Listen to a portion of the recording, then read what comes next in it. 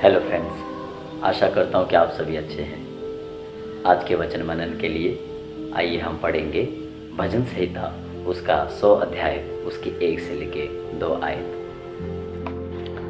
हे सारी पृथ्वी के लोगों, यहोवा का जय जयकार करो, आनंद से यहोवा की आराधना करो, जय जयकार के साथ उसके सम्मुख आओ।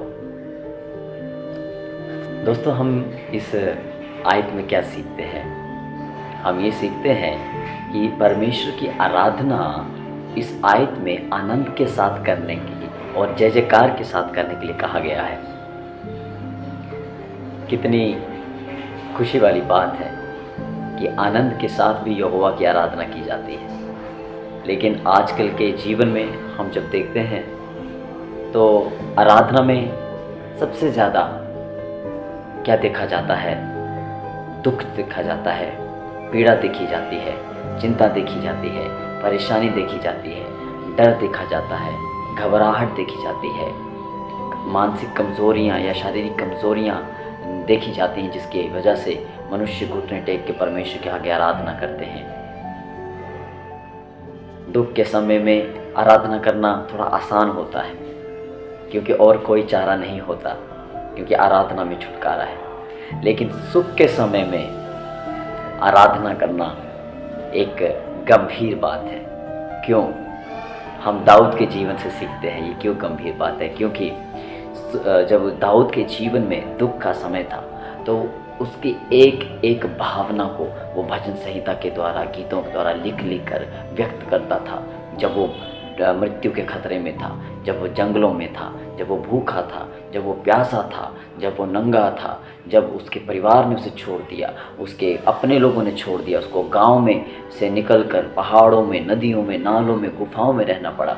उस सब बातों को भजन संहिता में उसने अपनी पीड़ाओं के साथ, अपने भावनाओं के साथ लिखा हुआ है। लेकिन जब हम देखते हैं कि जो परमेश्वर के संदूक को जब यरूशलेम लेके आ रहा था, उस समय जो उसके हृदय में जो आराधना के प्रति प्रेम आया, आनंद आया, भक्ति आई, वो जो भक्ति थी, वो जो आराधना थी, वो आनंद की थी।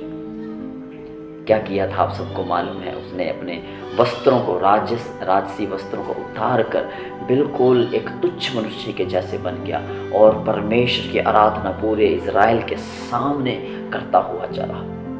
एक पागलों के समान, एक दीवानों के समान वह दाऊद राजा परमेश्वर की आराधना अपने सुख के समय में, जब उसको राजा का मुकुट लगा है, तब कर रहा है। तो दाऊद राजा हमारे लिए एक प्रेरणा है कि आनंद के समय में कैसे आराधना की जाती है। जब वाचा का संदूक लिए के जाया जा रहा था याजकों के द्वारा, उस समय दाऊद बाबा अपने वस्त्र को उतार कर इतना मंत्र मुक्त हो गया था, इतना लीन हो गया था परमेश्वर की आराधना में कि वो भूल गया कि मैं राजा हूँ।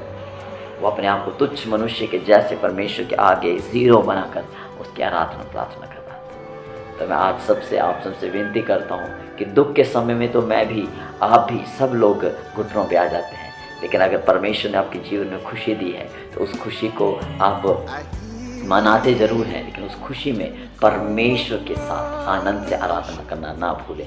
सुख के समय में अपने परमेश्वर को, तृप्ति के समय में अपने परमेश्वर को ना भूलें। आइए हम प्रार्थना करें। स्वर्गीय पिता परमेश्वर, हम आपका धन्यवाद करते हैं।